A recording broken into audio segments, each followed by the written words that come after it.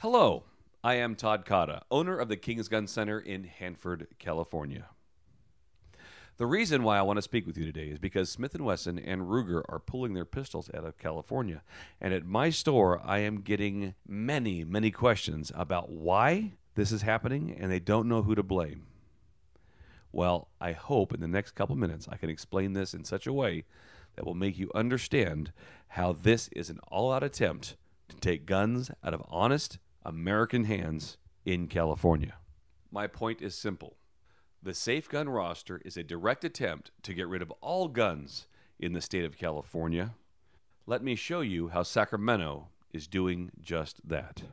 If you go to the California DOJ website and you go to the roster of safe handguns, at the bottom of the page you'll see a link that says new guns added and guns recently removed from the list. As of 1/28/14, this is what California says all the recent new guns that have been added to the list. 0. But just below that is another link that shows the decertified handgun models in California since 2001.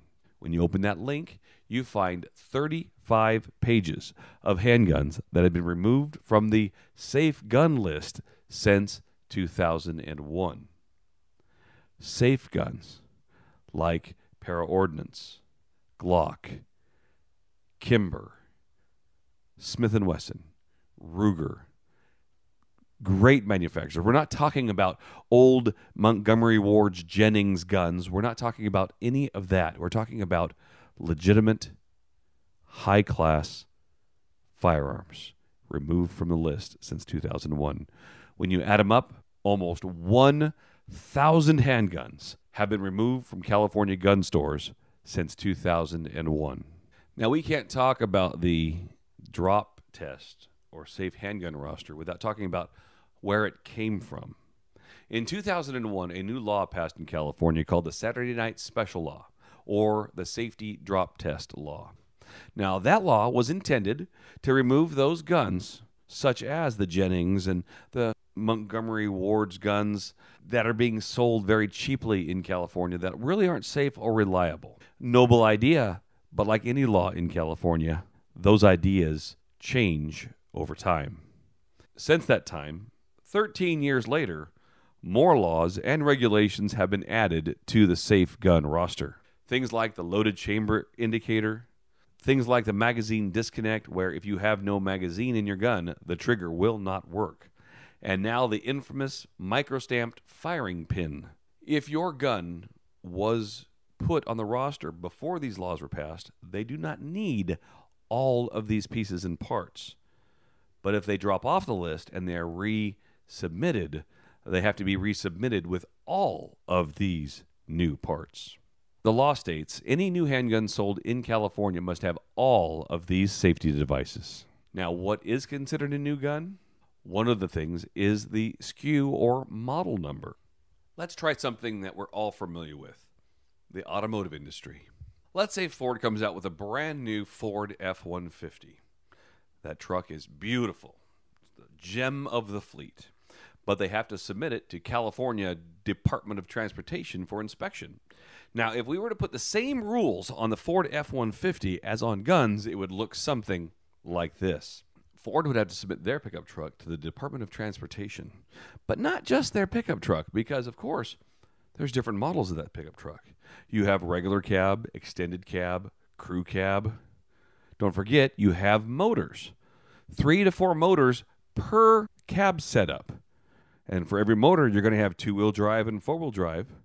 Now, let's talk about long beds and short beds and 17, 18, and 19-inch wheels. Let's talk about tinted windows.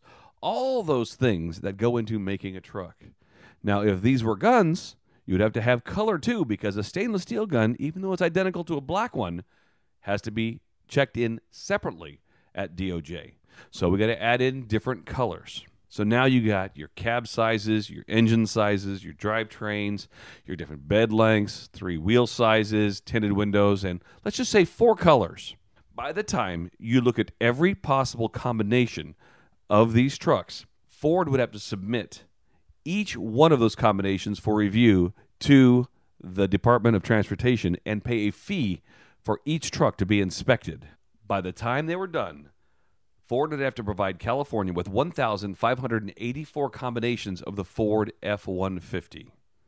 Now, why is that important?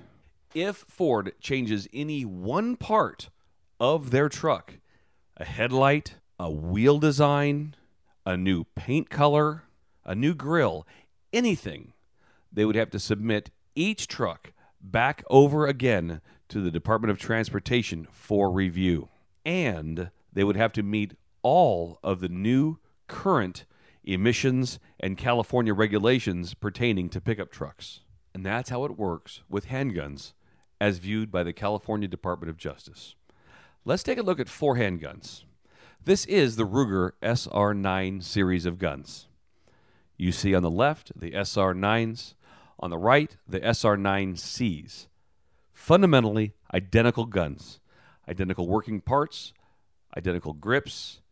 Everything about these guns are the same, except one has a longer barrel and a longer grip. One has a shorter barrel and a shorter grip. One is black over black.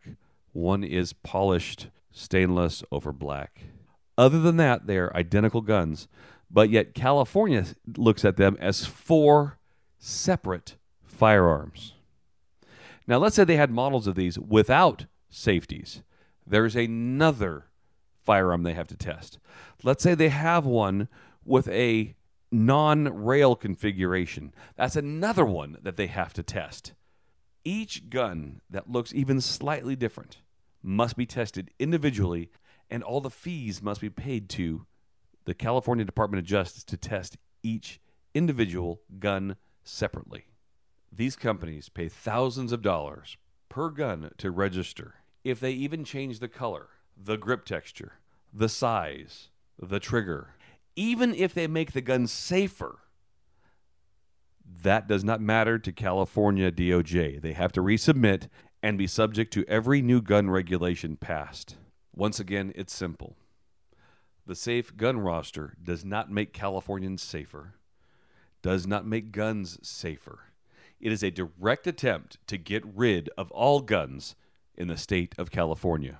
Ruger and Smith & Wesson are being forced to remove their guns from California because of the rules preventing them from making better handguns and safer handguns for Californians. If each handgun owner in California donated $1 to Cal Guns, Cal FFL, they would have enough money to fight back Sacramento and get rid of this safe gun roster and get our guns back in our hands in California.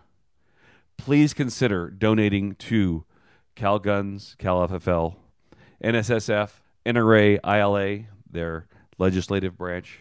I truly believe that Cal Guns, Cal FFL, and the Handgun Coalition are 2 of the better organizations in California to fight for our rights. You can go to Cal FFL, Cal Guns, and look at the different things that they are doing legislatively and in the courts to try and get our guns back. The fight is on, and it's up to us as Californians to band together and make sure we preserve that right. Remember, the Constitution does not allow us to have a Ford F-150 pickup truck, but it does demand that we have the right to bear arms. We must start fighting back today.